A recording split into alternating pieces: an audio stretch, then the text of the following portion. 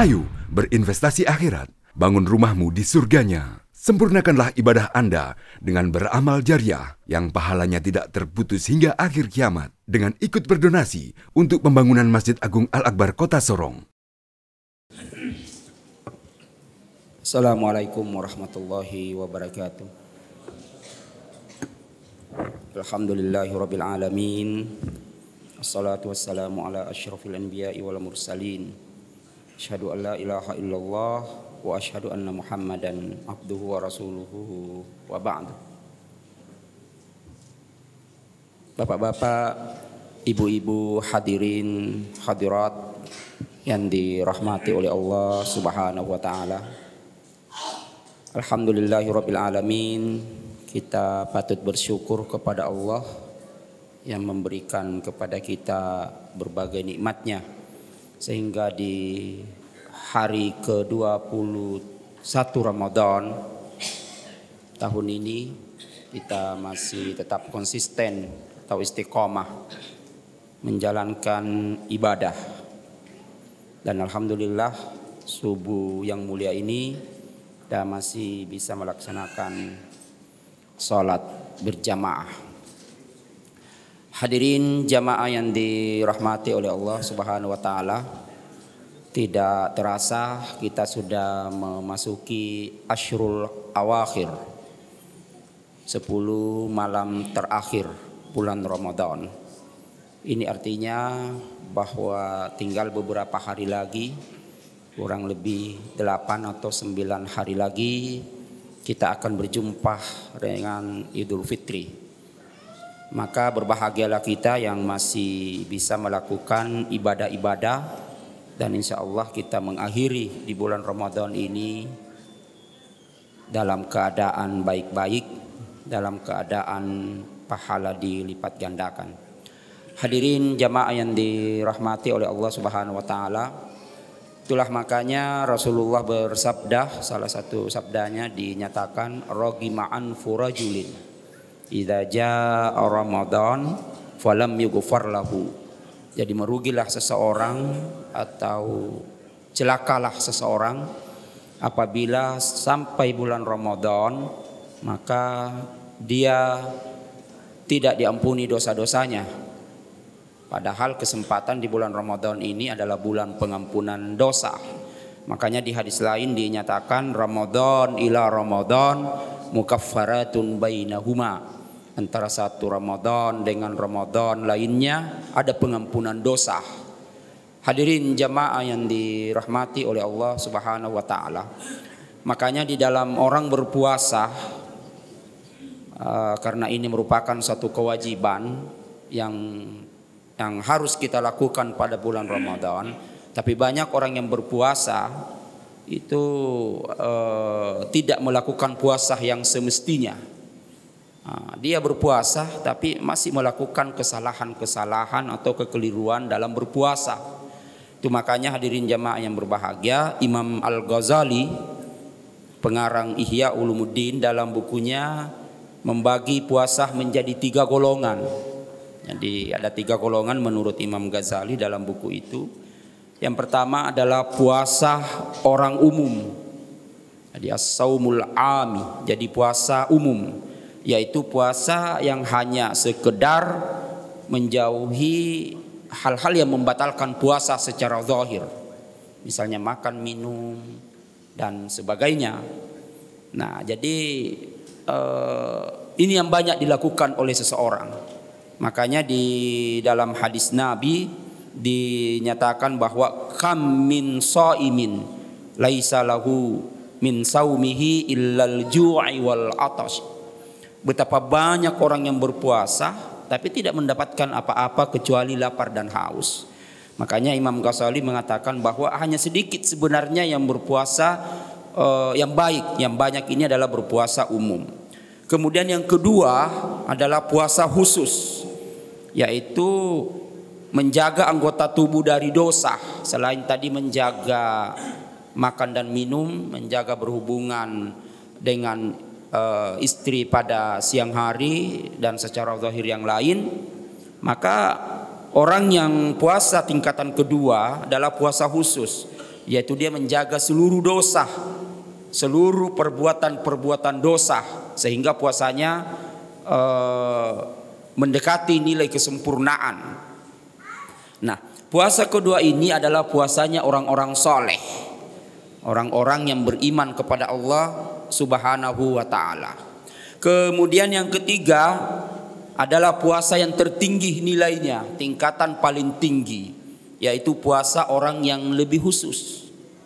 Jadi puasa orang yang lebih khusus yaitu al-khususul khusus, yaitu puasanya tidak ada lagi yang dia inginkan atau tidak ada lagi yang dia ingat kecuali Allah Subhanahu wa ta'ala.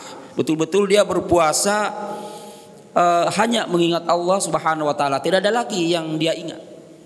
Makanya hadirin jamaah yang dirahmati oleh Allah Subhanahu wa ta'ala, dan puasanya ini adalah puasa para nabi, para as-siddiqin, dan orang-orang yang setelahnya itu. Nah, hadirin jamaah yang dirahmati oleh Allah, sebenarnya kita secara tersendiri bahwa puasa level yang kedua inilah atau kualitas yang kedua inilah rata-rata orang menjalaninya, yaitu puasa orang soleh. Tadi kalau puasa orang yang khusus-khusus itu ya puasa para nabi, puasa as-siddiqin dan para syuhada. Hadirin jamaah yang dirahmati oleh Allah, makanya lanjut Imam Al-Ghazali bagaimana dia menjelaskan puasa orang-orang yang soleh. Puasa tingkatan kedua tadi, tentunya juga kita sebenarnya mengharap juga tingkatan ketiga. Tapi Imam Ghazali melanjutkan karena puasa tingkatan yang kedua ini penting juga. Karena kalau tingkatan yang pertama tadi itu memang juga bisa kita harapkan, tapi rata-rata kita menjalani di puasa yang tingkatan yang kedua, yaitu yang pertama adalah menjaga mata. Jadi Imam Ghazali menyatakan bahwa menjaga mata itu merupakan sesuatu hal yang harus dilakukan oleh orang-orang yang soleh dalam berpuasa. Makanya apalagi sekarang di era globalisasi, di era milenial, kalau dalam dunia teknologi sudah masuk generasi Z, dinyatakan bahwa ini mata yang perlu kita jaga betul. Mengapa? Karena kita mau tidak mau berurusan dengan teknologi, berurusan dengan era digital. Makanya kita perlu menjaga betul itu. Kalau kita buka internet, kalau kita salah sedikit, maka keluar gambar-gambar mungkin yang bisa mempengaruhi sedikit puasa kita, bahkan juga mungkin mempengaruhi banyak. Makanya kita harus berhati-hati menjaga mata, terutama di era seperti sekarang ini. Makanya Rasulullah Shallallahu Alaihi Wasallam bersabda, "An-nadratu sahmun masmumin min sihami iblis la'anahullah, faman tarakaha khaufan minallahi atahu Allahu azza wa jalla imanan yajidu halawatahu min qalbihi." Jadi penglihatan adalah anak panah iblis laknatullah. Maka barang siapa yang meninggalkannya karena takut kepada Allah, maka Allah memberinya sebuah keimanan yang akan dirasakan manisnya di dalam hati. Makanya hadirin jamaah yang berbahagia, ketika kita berpuasa, ya kita harus banyak-banyak menahan mata dari godaan-godaan. Sekarang ini bukan lagi godaan-godaan di tengah jalan yang menggoda kita, tapi sudah godaan-godaan di era teknologi.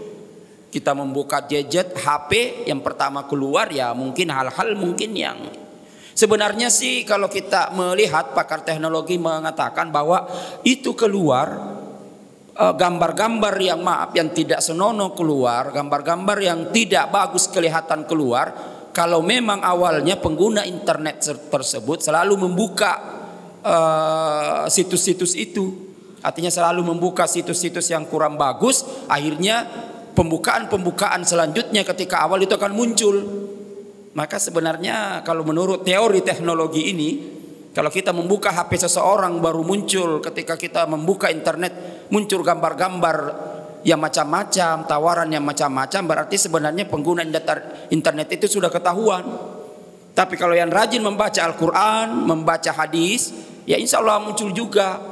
Nanti paling akan muncul one day misalnya one hadis, misalnya ada satu hari satu hadis, atau ada muncul nanti apa ya Quran surah apa yang terakhir kita baca atau ayat apa. Tapi kalau yang selalu kita buka adalah hal-hal yang tidak bagus, maka yang muncul nanti tawaran-tawaran macam-macam. Coba kita lihat. Nah, akhirnya untuk mengukur diri kita, maka lihatlah ketika kita penggunaan internet itu dari awal, maka akan muncul terus. Nah, itu pemantauan. Ini menurut pakar teknologi. Ini yang pertama, menjaga mata. Itu makanya dinyatakan Imam Ghazali mengatakan bahwa makruh kalau melihat hal-hal yang dilarang oleh Allah Subhanahu wa taala. Puasanya bisa makruh. Sementara kita ingin supaya puasanya minimal di level kedua, yaitu puasa khusus. Kemudian yang kedua adalah menjaga lisan. Jadi ciri-ciri puasa orang soleh berikutnya adalah bagaimana menjaga lisan kita dari hal-hal yang dilarang oleh Allah Subhanahu wa taala. Coba kita lihat hadirin jamaah yang berbahagia. Banyak orang yang berpuasa tetapi juga masih selalu menceritakan kejelekan orang lain. Selalu banyak orang berpuasa masih selalu berbicara yang tidak baik, masih bercanda yang berlebihan, masih melakukan pembicaraan yang tidak baik.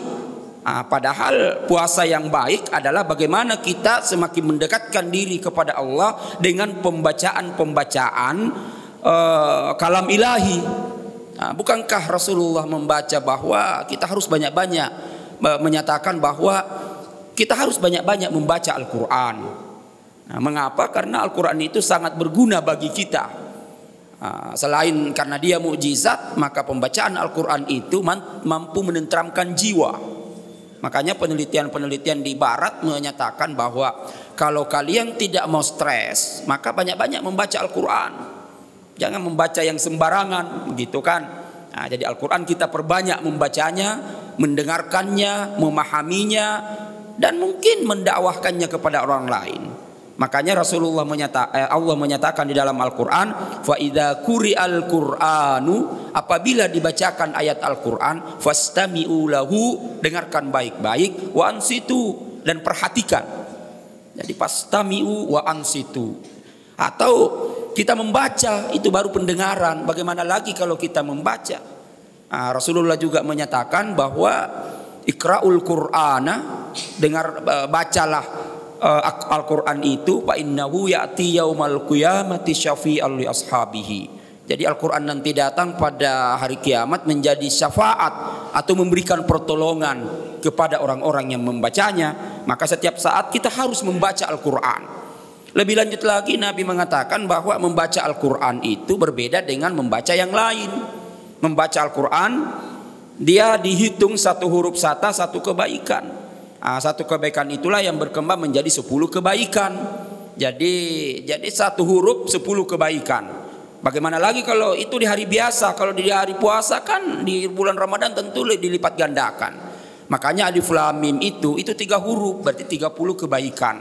Maka bagaimana lagi kalau kita membaca setengah juz, satu lembar, satu halaman, setengah juz atau 1 juz atau 2 juz, atau kita khatam Al-Quran, maka pahala kita semakin berlimpah. Makanya hadirin jamaah yang berbahagia, kita harus banyak-banyak membaca Al-Quran. Kemudian selanjutnya adalah menjaga pendengaran.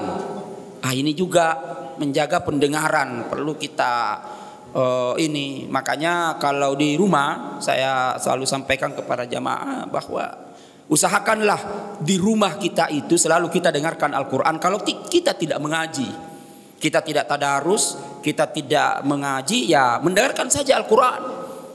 Saya pikir ya TV kabel di rumah-rumah kita 24 jam. Di CWM juga ada 24 jam. Kalau tidak salah nomor 93 di TV kabel itu 24 jam mengaji, dia langsung dari Arab Saudi. Kemudian kalau di CWM itu 54 atau 53 ya kalau tidak salah, sekitar itu. Sehingga rumah kita itu tidak seperti kuburan. Makanya di dalam hadis Nabi dinyatakan bahwa siapa rumah yang tidak ada pembacaan Al-Quran di dalamnya atau tidak ada pendengaran Al-Quran di dalamnya, maka rumahnya seperti kuburan. La taj'alu buyutakum kuburan. Al-baitul ladzi lam yuqra surat Al-Baqarah. Jadi ka'annahu kuburan. Jadi siapa yang tidak dibacakan atau tidak membaca Al-Quran, terutama di surah Al-Baqarah di dalam satu rumah, maka rumah itu seperti kuburan.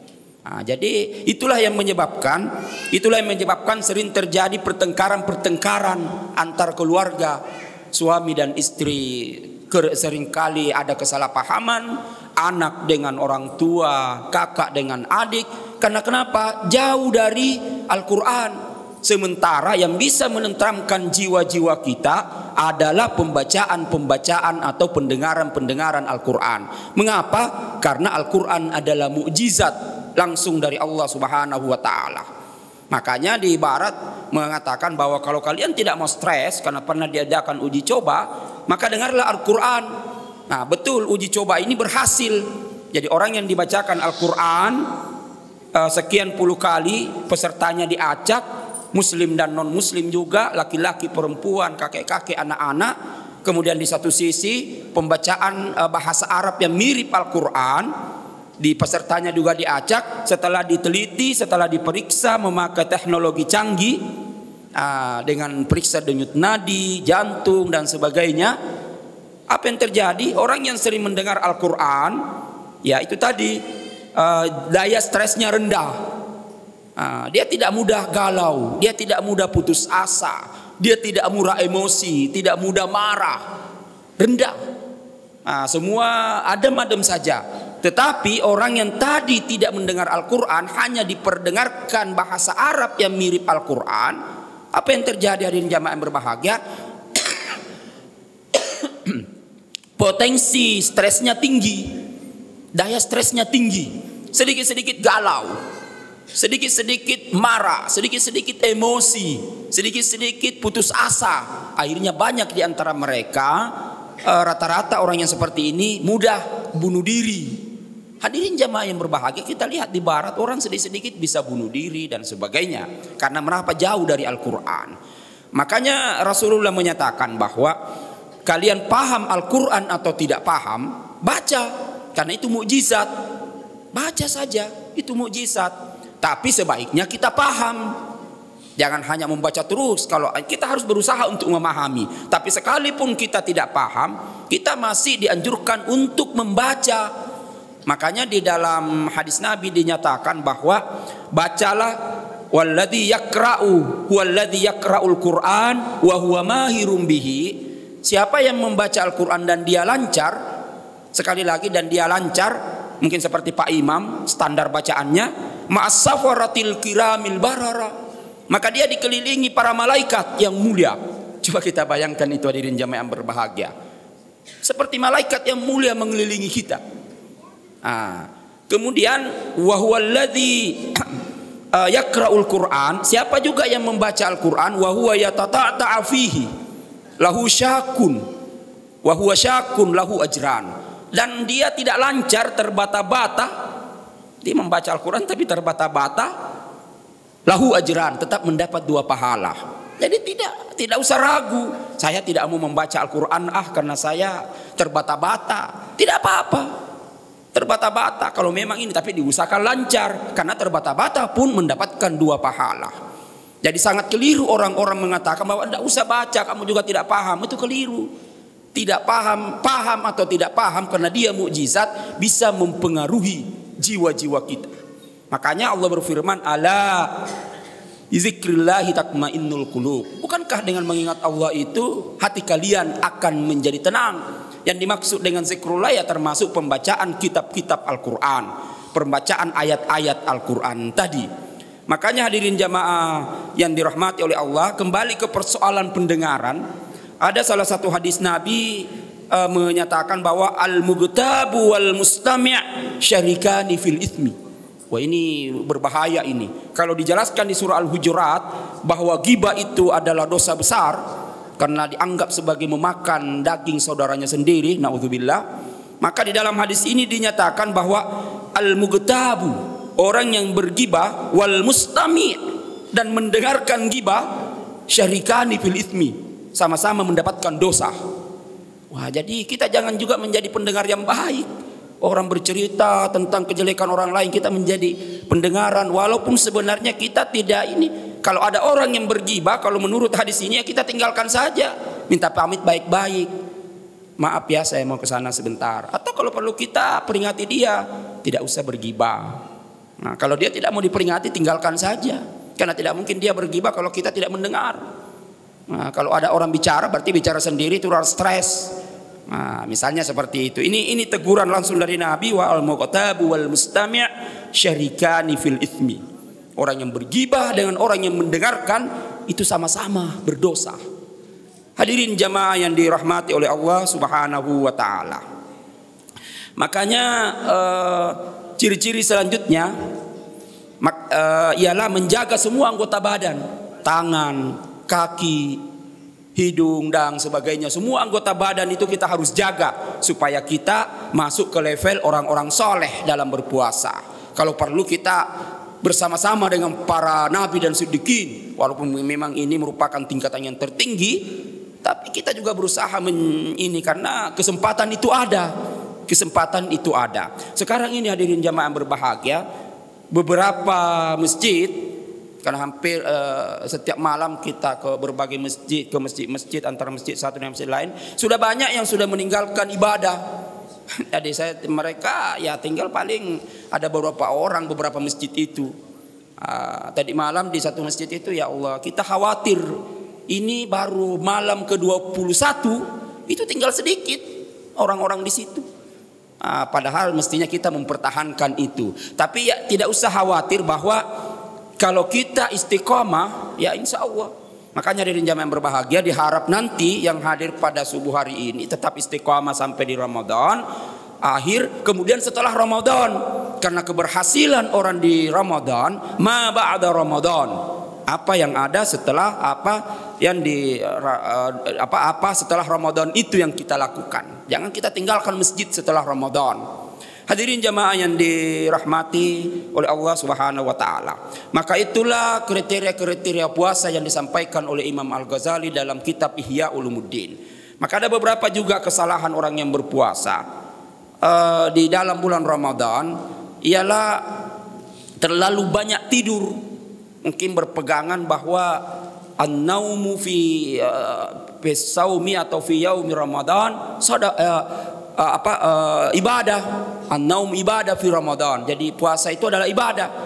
Sebenarnya tidak ada persoalan dan mungkin juga kita tidak berdosa, tapi alangkah ruginya kita kalau tidak menggunakan waktu-waktu Ramadan ini untuk hal-hal kebaikan. Kalau hanya tidur, mulai habis subuh dia tidur sampai jam menjelang asar. Jadi nanti asar, menjelang asar itu dia sholat duhur, lanjut asar, langsung tidur lagi sampai buka. Ada yang begitu. Wah, ini luar biasa. Jadi daripada ini kan ibadah. Iya, ibadah. Siapa yang mengatakan bukan? Tetapi lebih bagus kita membaca Al-Quran, melakukan kebaikan-kebaikan, bersedekah. Ada di dalam salah satu kitab yang terbaca bahwa kalau bulan Ramadan kita selalu bersedekah, maka insya Allah tidak usah kita sesuai kemampuan kita saja. Sesuai kemampuan kita, tidak usah juga kita memaksakan, tapi kita bersedekah sedikit demi sedikit setiap hari itu, maka kita akan memperoleh ganjaran yang luar biasa, melebihi ganjaran orang-orang yang berpuasa biasa. Itu hadirin jamaah yang berbahagia. Maka mari kita menjaga nilai puasa kita. Kemudian kita juga salah satu, banyak orang yang juga melupakan tentang sahur. Banyak orang seperti itu. Jadi nanti dia makan tengah malam, dia begadang, jam 3 dia makan atau jam 2, kemudian dia tidur lagi, dan dia tidak sahur. Sahur yang dimaksud di sini adalah sahur yang menjelang subuh itu. Itulah yang dimaksud sahur. Makanya Rasulullah menyatakan tasahharu fa inna fis sahuri barakah. Kalau tengah malam yang kita makan, ya makan tengah malam, bukan sahur. Makan tengah malam. Jadi mestinya kita sahur. Sahur itu ya sebenarnya yang ini kan ya antara tadi itu mungkin 5 menit sebelum azan atau sebelumnya sedikit dan sebagainya. Karena imsak itu sebenarnya itu hanya untuk memberikan kehati-hatian kepada kita. Nah, itu memberikan saja kehati-hatian, jangan sampai kita kebablasan. Makanya ada imsak. Setelah imsak itu pun kita sebenarnya masih bisa makan pada saat mau azan baru berhenti, tidak ada masalah. Tidak ada masalah. Jadi hadirin jamaah yang dirahmati oleh Allah, orang tarhim kita masih makan tidak ada masalah. Tapi juga memang perlu kehati-hatian sedikit. Kalau kita mau menghindari, ya kita masuk di waktu imsaknya kita berhenti. Dan kita mungkin minum air sedikit dan sebagainya. Mengapa demikian? Karena itulah yang dimaksud oleh Nabi, sahur, tasaharu, ada berkah di sahur itu. Hadirin jamaah yang dirahmati oleh Allah, yang pada akhirnya hadirin yang berbahagia, maka kita perlu menjaga kualitas ibadah puasa kita tahun ini, ibadah pembacaan Al-Quran tahun ini, ibadah tahajud kita di malam hari, tarawih kita dan sebagainya. Kita harus jaga. Kita harus jaga hadirin jamaah yang dirahmati oleh Allah Subhanahu wa taala. Karena kita harus punya pandangan bahwa jadikan saja Ramadan ini misalnya, atau anggap Ramadan ini Ramadan terakhir, maka kita akan senantiasa meningkatkan kualitas itu. Tapi kalau kita nanti Ramadan tahun depan aja, siapa tahu kita sudah meninggal setelah Ramadan ini, atau mungkin di Ramadan ini kita meninggal, maka sangat rugilah kita kalau tidak diampuni dosa-dosa dan tidak diberikan pahala yang berlebih oleh Allah Subhanahu wa ta'ala. Maka marilah kita menjaga nilai-nilai puasa kita dari semua hal-hal yang bisa membuat rusak atau membuat sesuatu hal yang bisa mengurangi nilai-nilai pahala ibadah kita. Tapi yang paling penting hadirin jamaah yang berbahagia ialah istiqamah atau menjaga tetap kualitas iman kita dengan istiqamah. Makanya Nabi pernah ditanya di dalam salah satu hadis, ma afdalul a'mal, Nabi menjawab istiqamah wa in qallah. Jadi sedikit walaupun istiqamah, walaupun itu sedikit. Makanya hadirin jamaah yang berbahagia, di sini banyak yang gagal di bulan Ramadan ini model yang begini, karena hanya Ramadan mereka mau beribadah. Pas setelah Ramadan ditinggalkan lagi semua hal-hal yang bisa ini. Padahal mestinya kita istiqamah, sekalipun sedikit ibadah yang kita lakukan, tapi kita konsisten atau istiqamah melakukannya. Mungkin ini pesan-pesan subuh kita pada hari ini. Kita berharap insyaallah puasa kita diterima dan dilipat gandakan pahalanya oleh Allah Subhanahu wa taala. Wabillahi taufiq wal hidayah. Assalamualaikum warahmatullahi wabarakatuh. Ayo dukung media dakwah Masjid Agung Al-Akbar dengan ikut berdonasi pengadaan alat multimedia dan operasional dakwah. Usia boleh terputus, pahala jariah mengalir terus.